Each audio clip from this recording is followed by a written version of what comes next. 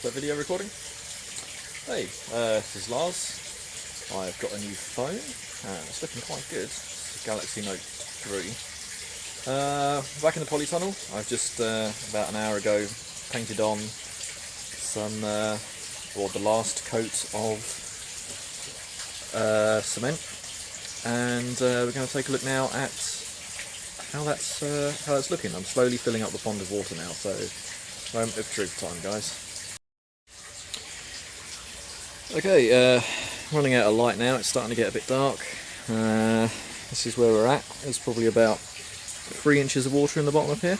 As you can see, the dampness is starting to crawl up the edges of the tank, which is what we want, because those edges want to be kept damp while the walls of the tank need to be kept damp while the concrete cures. On the outside, I don't know how easy this is going to be to see, it's not really penetrating through, and I'm not sure if it will or not. So this is all for the science of it.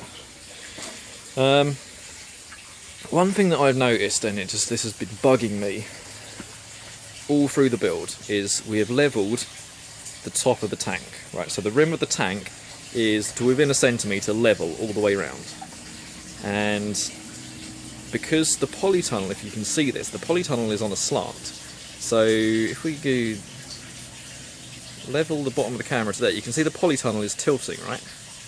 So everything else in the polytunnel is aligned to the polytunnel, which means that the tank looks like it's really like at least 2 or 3 degrees leaning over. Now what I've done is I've got a stick and gone here, here, and then the near side, and measured it, and the water level is to within a centimetre, the same as the rim. So I'm now happy that the rim is level, even though, you know, the design, the build, all the way through, I've been constantly rechecking to make sure it's all level. And so now the kind of the acid test of putting water in it shows that at least that's level. Yeah, so my camera on this thing is doing really well, actually. It's obviously a bit noisy. You can't really see not much noise. Every now and then it goes a bit fuzzy because it's trying to compensate for the fact that it's really dark in here. But yeah, I'm quite happy with that. Okay, so actually, yeah, now I've gone back to the face cam, it's considerably darker in here. So yeah, that's where we're at with the tank at the moment. I'm going to leave it filling up, come out and check with a torch, try to get it to about 1 foot of water in there. So then that is going to stay in there until Saturday, or Friday night or Saturday, which is the next, it's like 3 days time.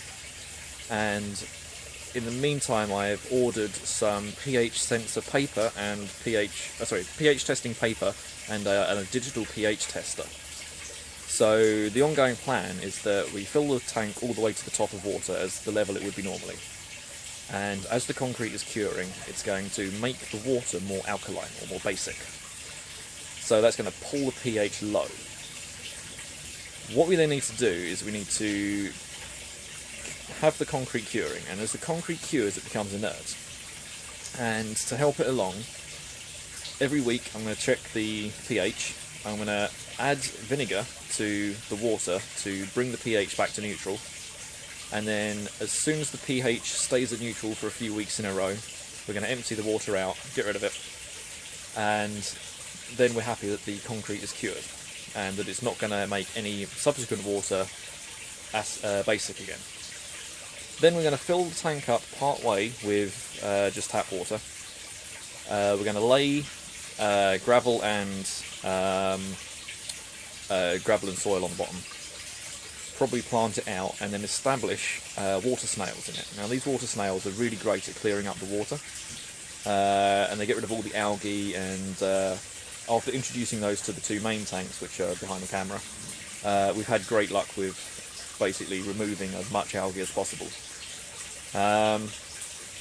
So that's that. The main problem with the snails actually was that if you put them in the fish tank, the fish eat them as they're falling down through the water to reach the bottom.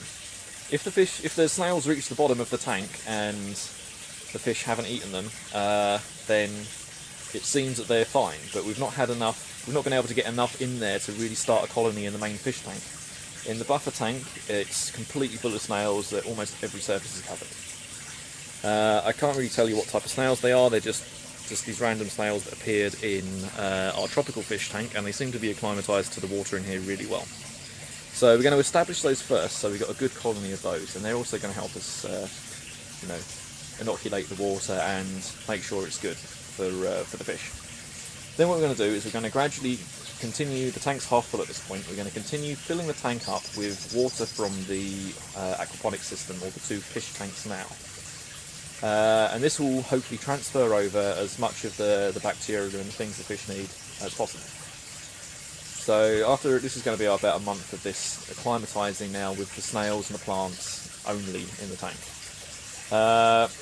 Then what we're going to do is probably over the course of a weekend is take the